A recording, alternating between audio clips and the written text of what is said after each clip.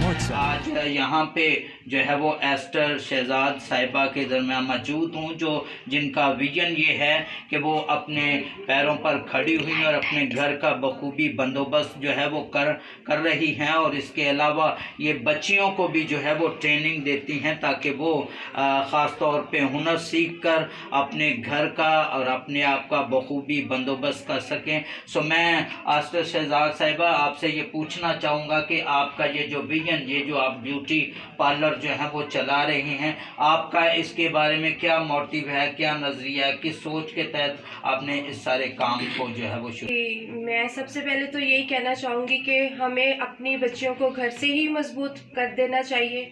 शुरू से ही इतना मजबूत कर दें कि कभी भी उनको बाहर जाके किसी के आगे झुकने की ज़रूरत ना पड़े, और ना ही वो कमज़ोर पड़े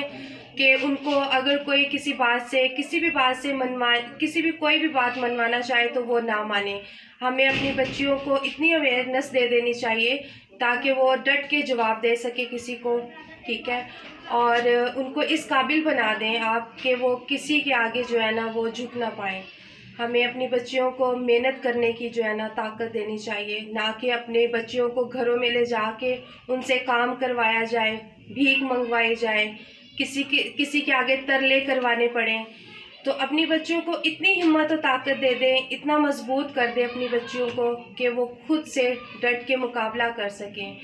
हम ये चाहते हैं कि अभी मेरे पास बहुत सी बच्चियाँ आती काम करने के लिए, काम सीखने के लिए, और मैंने ये अपनी बच्चियों को अवेयरनेस दी है कि वो किसी के आगे हाथ ना फैलाएं, किसी के आगे किसी चीज़ की भी ज़रूरत हो तो वो अपने हाथों की कमाई जो है अपने बच्चों को खिला सके, इतना उनको मजबूत कर देना चाहिए। आप कोशिश करें कि आप अपनी बच्चियों को मजबूत करें ताकि आप जब वो आगे घरों में जाएं तो एक आपका भी नाम रोशन हो, खुदा बाप का नाम रोशन हो। हमें अपनी मसीहत का नाम जो है वो बुलंद करना है, ना कि झुक के उसको नीचे करना है। तो हम चाहते यही हैं कि हमारी बच्चियां आगे बढ़ें, उनको अच्छी तरबियत दी जाए, और जो बच्चियां नाबालिग हैं उनके बारे में ये है कि जब आप उनको खुला आप छोड़ दोगे, जब एक खुली किताब है, खाली पेपर है, तो जब आप उसके ऊपर नहीं लिखते ना तो वो दुनिया लिखती है उसके ऊपर। तो हम जब अपने बच्चों पे अब गौर नहीं करते हैं तो वो फिर दुनिया जो है ना वो उसके ऊपर अपनी स्पीच लिखना शुरू कर देती है, वो फिर दुनियावी कामों में बढ़ जाते हैं, गलत कामों में जाते हैं। तो हमें इतनी अवेयरनेस कि उन्होंने ये मुझे इज़्ज़त बख्शी और मेरी बातें शेयर करने का मुझे मौका दिया, और थैंक यू भाई का, आरिफ भाई का, कि उन्होंने भी मेरे साथ हर एक बात शेयर की और इज़्ज़त मौजूद हूँ। और ख़ास तौर पे ये बताना चाहता हूँ कि एक बड़ा सानया इनकी ज़िंदगी में जो है वो रूनुमा हुआ। 2 बच्चे थे और खामंद आज से 7 साल पहले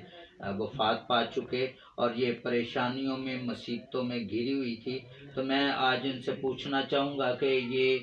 जब एकदम से इनके खामंद की डेथ हुई तो उसके बारे में आपकी क्या फीलिंग थी, और फिर आइंदा ज़िंदगी के हवाले से क्या लाहे अमल आपने तय किया? जी, मैं नहायत शुक्रगुजार हूँ ग्रेस टीवी की और इसकी पूरी टीम की,